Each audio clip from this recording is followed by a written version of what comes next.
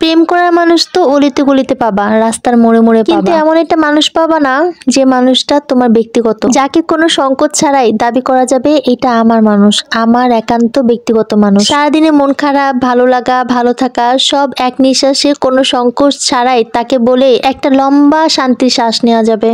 যে মানুষটা পাশে থাকুক অথবা না থাকুক, অন্তত পক্ষে ভরসা দিবে, হ্যাঁ আমি আছি, আমি আছি, আমি তোমার পাশেই আছি। ভালোবাসা আর ভালো থাকার জন্য এমন একটা মানুষ সবার প্রয়োজন। এমন কোনো ভালোবাসার মানুষ আমার তো নাই, কিন্তু যাদের আছে তারা সত্যি অনেক ভাগ্যবতী। দুনিয়াতে জন্ম নিলে না ভাগ্যবতী হয়ে জন্ম নেওয়া উচিত, নতুবা মানুষ হয়ে জন্ম নেওয়াই বৃথা। আসসালামু আলাইকুম এভরিওয়ান, কেমন আছো তোমরা সবাই? আলহামদুলিল্লাহ আমি ভালো আছি। এই জীবনে একটা ভালোবাসার মানুষ পাইনি তো কি হয়েছে, আশেপাশের মানুষরা আমাকে এত এত ভালোবাসে, যাদের ভালোবাসায় নিজের জীবনটাকে ধন্য মনে হয়। এরকম একটা ভালোবাসার মানুষের বাসায় চলে গিয়েছিলাম, আর সেই ভালোবাসার মানুষ আমার খালামণি। আর খালামণি আমার জন্য অসুস্থ শরীর নিয়ে ইলিশ পোলা রান্না করা শুরু করে দিয়েছে। শুধুমাত্র একবার জানতে পেরেছে যে আমি ইলিশ পোলা অনেক পছন্দ করি। যাই হোক, আমি একটু হেল্প করতেছিলাম আর ইলিশ মাছের মধ্যে প্রথমে মিশানো হচ্ছিল কিছু মশলা, দই, পেঁয়াজ বাটা, মরিচের গুঁড়া, জিরা গুঁড়া, ধনে গুঁড়া সবগুলো একসাথে মিক্সড করে তারপরে এটাকে মাখানো হচ্ছিল ভালো মতো। 30 মিনিট মেরিনেট করে রেখে দিতে হবে। আজকে ইলিশ মাছের ইলিশ পোলাওটা আমরা রান্না করবো সরিষার তেল, অলিভ অয়েল, সাথে ছিল হচ্ছে সোয়াবিন তেল, 3টা তেল মিক্সড করে তারপরে রান্না করবো। এই যে দেখো পোলাও চালটা একটু লাল লাল, এটা কিন্তু দেশি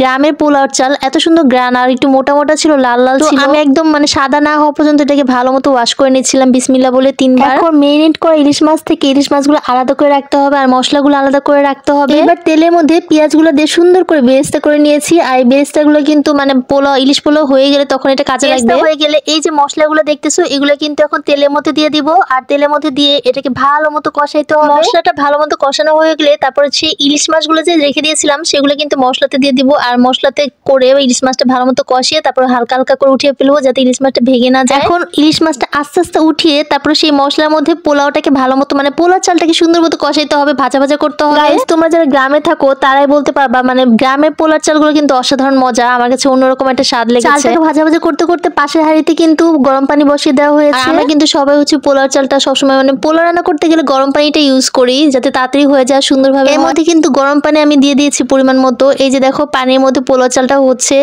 এই স্কিপটা আমি নিতে একদমই ভুলে গেছি। পোলার চালটা হতে কিন্তু মাত্র 20 মিনিট সময় লেগেছে, আর এখন এটাকে ভালো মতো দেখো পানিটা শুকিয়ে গিয়েছে। এই অবস্থায় কিন্তু আমরা দিয়ে দিব ইলিশ মাছ। পোলার চালের উপরে পোলাওটা হয়ে গেলে মোটামুটি তো এটার মধ্যে সাজিয়ে দিব ইলিশ মাছ। প্রথমে বেরেস্তা সাজিয়ে তারপর ইলিশ মাছ যে কষিয়ে রেখে দিয়েছিলাম সেটাকে দিয়ে দিলাম। একটা একটা করে সুন্দর করে সাজিয়ে দিতে হবে যাতে কোনো রকম ভাবে ইলিশ মাছগুলো ভেঙে না যায়। এই টাইমে ইলিশ মাছের পোলাও এত সুন্দর একটা গান আসতেছিল, মনে ছিল এখনই খেয়ে ফেলি। আমার এই খালামণিটা না আমাকে অনেক অনেক ভালোবাসে। তোমরা সবাই আমার এই খালামণির জন্য দোয়া করো, তাকে যেন আল্লাহ সুস্থ রাখে এবং নেখায়াত দান করে। এই যে দেখো ঢাকনা খুললেই আমার পোলাও ইলিশ পোলাও লাস্ট লুক এত সুন্দর লাগতেছিল। মাশাআল্লাহ। গাইস, আজকে ভয়েসটা অনেক কষ্ট করে দিয়েছি, ঠান্ডা লেগেছে। Thanks for watching, tata.